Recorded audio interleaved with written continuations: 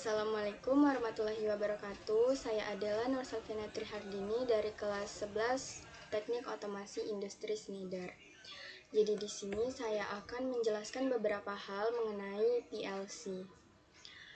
PLC adalah kepanjangan dari Programmable Logic Controller yang merupakan sebuah komputer khusus industri yang digunakan untuk mengendalikan, mengontrol, dan mengotomatisasi mesin yang ada di industri melalui program yang dapat disesuaikan dengan yang dibutuhkan. Nah, sejarah dari PLC itu sendiri cukup panjang. Awalnya dimulai pada sebelum tahun 1968, yang mana ada sebuah perusahaan yang bernama General Motor Corporation yang membutuhkan inovasi baru untuk menggantikan relay yang dirasa cukup ribet. Mereka mencari seorang ahli yang dapat menciptakan alat kontrol yang lebih fleksibel, dan orang tersebut adalah Richard E. Marley yang menciptakan PLC pertama yang dinamakan Modicon. Jadilah digunakan oleh General Motor untuk produksi mobilnya. Kemudian pada tahun 1970-an PLC sudah mulai diproduksi massal, jadi tidak hanya untuk perusahaan General Motor. Muncul juga pesaing-pesaing dari Modicon seperti Omron, Siemens yang menciptakan PLC.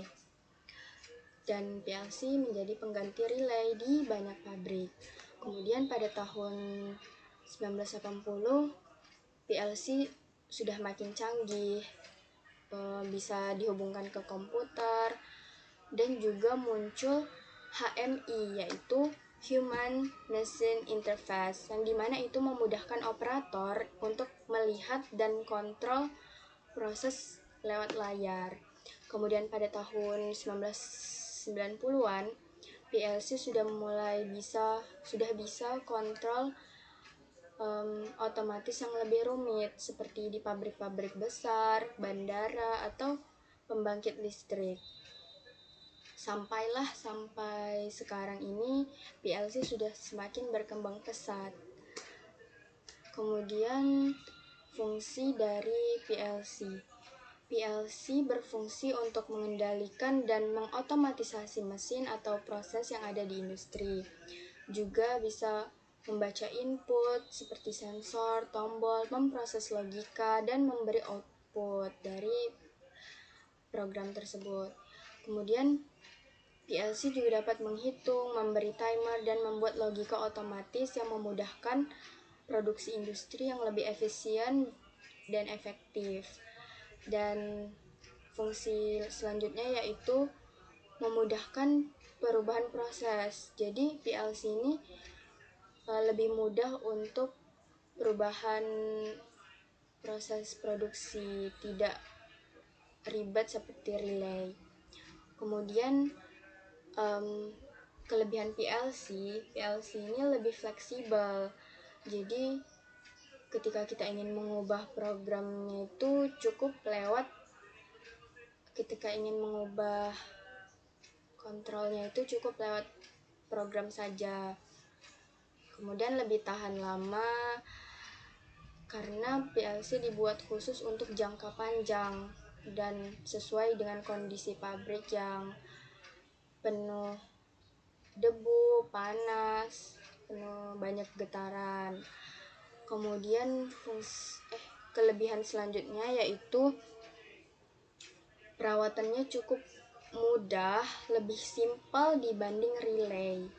Dan PLC itu sudah dapat terhubung ke komputer, jaringan robot, bahkan internet. Jadi udah lebih mudah dibandingkan relay. Dan kekurangan PLC ini, kalau PLC harga awalnya itu lebih mahal, Kak. Tapi dia sudah dirancang untuk jangka panjang. Jadi mahal tetapi untuk jangka waktu yang lebih panjang. kemudian juga membutuhkan orang yang ahli dalam pemrograman untuk mengendalikannya. Dan beberapa PLC itu ada yang memiliki memori yang terbatas. Kemudian yang terakhir adalah bagian-bagian dari PLC. Beberapa di antaranya itu ada CPU, yaitu Central Processing Unit. Itu merupakan otak dari PLC yang dapat untuk pemrogramannya. Kemudian ada memori, itu untuk menyimpan data, menyimpan program. Dan selanjutnya itu ada input, itu untuk mengirim sinyal ke PLC, ke bagian kontrolnya, programnya, seperti sensor, tombol, dan saklar. Dan juga ada output. Output itu adalah perintah yang dikirimkan dari kontrol proses, seperti lampu, motor, dan lainnya. Kemudian ada juga power supply, itu untuk memberi daya ke PLC. Dan kemudian adalah programming device. Jadi itu adalah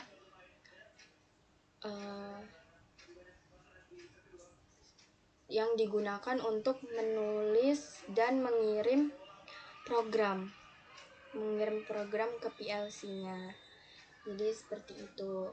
Baiklah, sekian penjelasan dari saya. Semoga hal ini memberi manfaat juga untuk saya. Terima kasih. Wassalamualaikum warahmatullahi wabarakatuh.